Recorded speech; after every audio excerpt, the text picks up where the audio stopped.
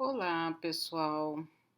Então, essa semana nós vamos falar a respeito das principais patologias do eixo hipotálamo-hipófise, do eixo hipotálamo-hipofisário, né? Para a gente falar sobre elas, é muito importante a gente fazer uma rápida recordação sobre a hipófise, que é essa glândula pequenininha que fica localizada aqui na célula turca, né? E se você olha de uma região, numa visão frontal, né? Ela situa-se muito próximo ao quiasma óptico, né? E acima do seio esfenoidal. Muito bem, quando nós falamos das principais patologias da região hipotálamo-hipofisária, nós estamos pensando em uma delas pode ser o incidentaloma hipofisário. O que é o incidentaloma? O incidentaloma é quando ocorre um achado de uma lesão hipofisária por acaso. Então, um exemplo, uma pessoa bate com a cabeça, teve um acidente, então é feito uma tomografia ou uma ressonância e encontra-se uma lesão hipofisária. Ou seja, o paciente encontra por acaso, o médico encontra por acaso, não porque o paciente tivesse uma queixa endócrina, né? Então, isso atualmente tem aumentado muito a sua prevalência porque atualmente se faz muito mais exame de imagem, né? Outras causas de massas hipofisárias ou de doenças da região hipotálamo-hipofisária podem ser desde alterações císticas, né? Algumas delas são congênitas, podem ser os tumores, né? Os tumores funcionantes ou os tumores não funcionantes, podem ser lesões inflamatórias ou infiltrativas, que podem ser, por exemplo, sarcoidose, pode ser uma hipofisite, né? Existem as lesões infecciosas, tuberculose, micose, lesões vasculares, que são os aneurismas e algumas hemorragias, como por exemplo a apoplexia pós-parto, que é a síndrome de Sheehan, ou outras como amartoma, hiperplasia de hipófise, enfim, são várias as lesões que podem ser observadas na região hipotálamo-hipofisária. Vamos falar então das doenças. E quando a gente fala em doenças, a gente fala naquelas que cursam com alterações hormonais, como as que cursam com hiperfunção de alguma região da hipófise que produz, por exemplo, a prolactina, causando a hiperprolactinemia. Ou quando existe um aumento do hormônio de crescimento, a acromegalia. Na aula da próxima semana, que nós vamos falar a respeito do eixo hipotálamo hipofisário suprarrenal, nós vamos falar da doença de Cushing, né, que também pode ser por uma hiperfunção da região hipotálamo hipofisária, estimulando as glândulas suprarrenais e levando à doença de Cushing. Ou que a gente já falou também, quando nós vemos hipófise, o tireotropinoma, que é uma hiperfunção hipofisária em que existe um aumento do TSH. Então, veja bem, existem as doenças hipofisárias que são por hiperfunção e existem aquelas que são por hipofunção hipofisária.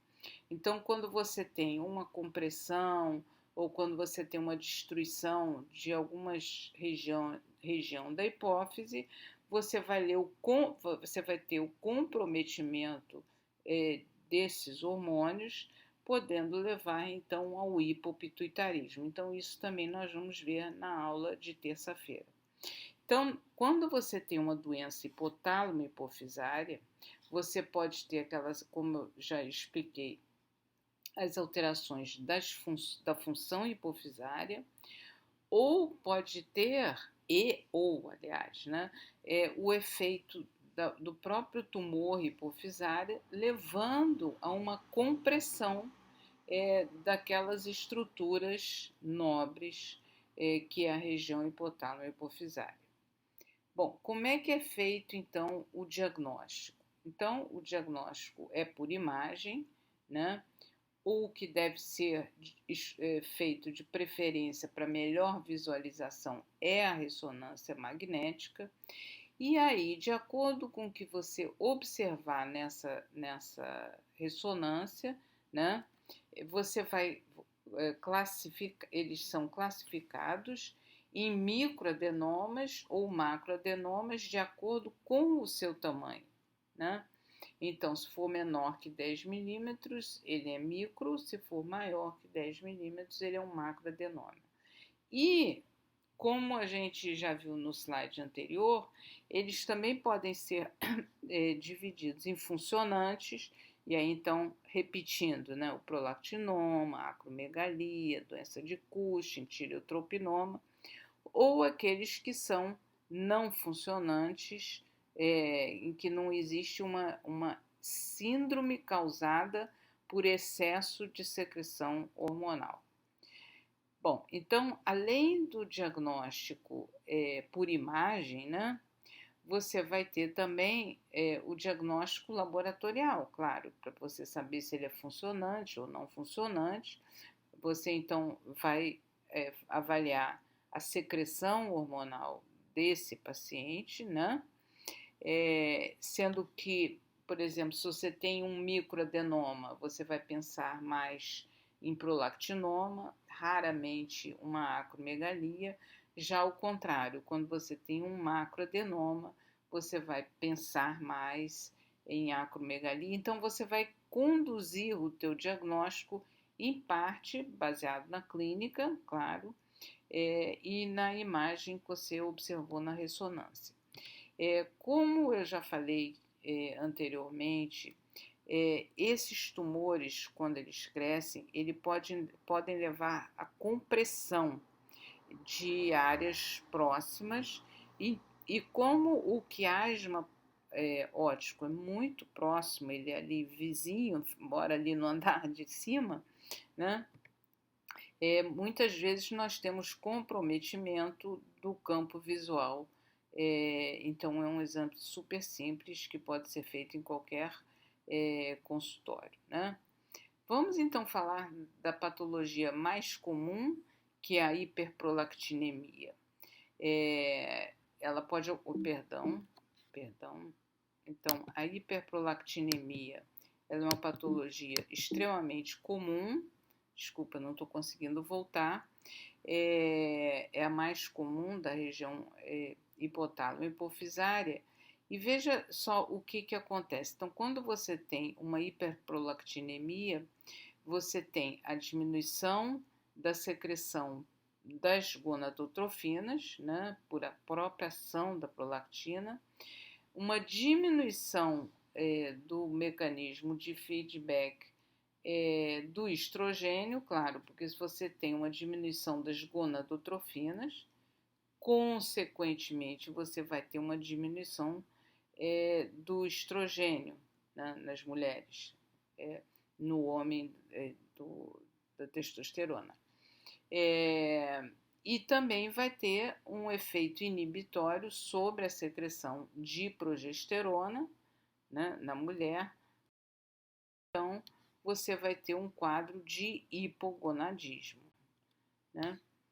Existem causas fisiológicas de hiperprolactinemia, como vocês sabem, né? Gravidez e amamentação, estímulo dos mamilos, estresse, causas farmacológicas, então inúmeras drogas elas causam hiperprolactinemia, outras patológicas, né, como os tumores, o microadenoma hipofisário, ou existe uma formação de uma prolactina que é chamada a macroprolactinemia. Então, quais vão ser as manifestações clínicas da hiperprolactinemia? Na mulher, galactorreia, amenorreia, infertilidade, vocês agora já compreendem por quê, Se você tem hipoestrogenismo, você vai ter ressecamento vaginal, então você pode ter dispareunia. Como você tem hipogonadismo, você pode ter osteoporose. Pode haver acne e hirsutismo por um desbalanceamento entre o estrogênio e os hormônios androgênios da suprarrenal, e muitas vezes é observado um certo ganho de peso. Esse é o quadro clínico nas mulheres. Nos homens, o que você pode encontrar? Galactorreia também, ginecomastia, disfunção erétil, infertilidade, diminuição da libido, osteoporose e também ganho de peso. O tratamento da hiperprolactinemia visa reverter todo esse quadro e, claro, com a normalização dos níveis de prolactina. A principal arma terapêutica no tratamento da hiperprolactinemia é medicamentoso. Então, primariamente o tratamento clínico, né? E nós vamos ver que a resposta é boa com a cabergolina, que é o Dostinex, que inclusive é disponível no SUS, né? Já a acromegalia é uma patologia menos frequente, mas é importante que vocês conheçam, saibam reconhecer, né? Porque como o quadro clínico ele não é muito exuberante, muitas vezes passa desapercebido e o diagnóstico se faz de uma forma muito tardia, né? E qual é esse quadro clínico? Então, principalmente cefaleia, né? Umas alterações faciais, aumento das extremidades, principalmente mãos e pés, quadros de osteoartrite, pode haver também hipertensão, uma sudorese aumentada, alguns sinais de pele, que são os que eu vou mostrar daqui a pouco. Mas tudo isso se instala de uma forma muito lenta. Então, por isso que, como eu disse, o diagnóstico muitas vezes é tardio. Mas eu acho que a melhor forma de vocês guardarem, né, é a imagem desse acromegálico, que foi um lutador de boxe, que foi muito famoso, que foi quem deu origem a esse personagem, né? Bom, aqui vocês veem uma paciente com acromegalia, né? Então vocês veem a macroglossia, a acantose nigricans, aquelas alterações de pele que eu falei que se chamam skin tags ou acrocórdons, né? Que são tipo essas verruguinhas. O aumento das mãos e aumento dos pés, aqui eu acho que dá para ver bem um pé de um acromegálico e um pé de um não acromegálico, que você compara a mão de uma pessoa que não tem acromegalia e com o que tem a acromegalia. Então, eu sempre digo que se você der a mão para o paciente, é fácil você pensar no diagnóstico, porque como você tem aumento das partes moles, essa mão parece que ela está com luva. Então, assim, é uma mão macia, acolchoada, digamos assim, né? Que deve levantar a suspeita, né? Uma outra alteração é a síndrome do túnel do carpo, né? E existem várias opções de tratamento, mas a acromegalia ela deve ser sempre encaminhada para o endocrinologista, porque já é um tratamento mais complexo e que cabe ao endocrinologista. Importante para vocês é reconhecer o paciente, não deixar passar e ficar tratando, sei lá, a cefaleia ou a hipertensão ou o diabetes e não diagnosticar e não encaminhar a tempo e a hora, né? E os adenomas clinicamente não funcionantes, que são cerca de 30% dos adenomas hipofisários, né? Eles muitas vezes eles podem levar a sintomas de compressão sobre estruturas vizinhas, né? podem ser simplesmente um incidentaloma hipofisário, que eu falei lá no início da aula, então um achado, né? Podem ser causa de apoplexia, apoplexia que é uma hemorragia hipofisária, pode cursar com hipopituitarismo por compressão de estruturas produtoras de hormônio ou podem cursar com hiperprolactinemia também por compressão, mas aí no caso da compressão do eixo hipotálamo-hipófise, então levando a hiperprolactinemia. E eu vou encerrar aqui essa introdução à aula de terça-feira ressaltando os pontos mais importantes. Primeiro, diante de um achado de hiperprolactinemia, você sempre deve lembrar que existem causas fisiológicas e causas farmacológicas também, né? Quando se defrontar com uma imagem sugestiva de tumor hipofisário, investigar alterações endócrinas e repercussões locais e também sistêmicas, né, muitas vezes.